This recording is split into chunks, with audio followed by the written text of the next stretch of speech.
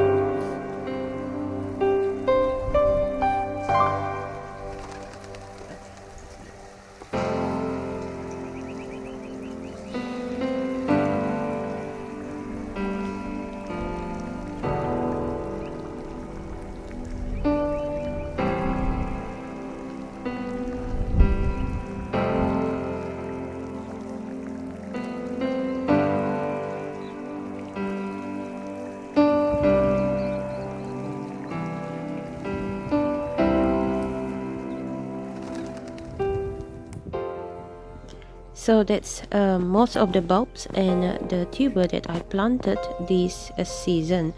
But for last year, I planted my peony from bare root in November. And this is how the peonies look like in the spring this year.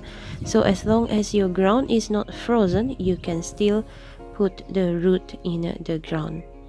So that's my sharing for you today. I hope it will be beneficial for your fall gardening. And if you like the content of our channel, consider subscribing. And I see you next time.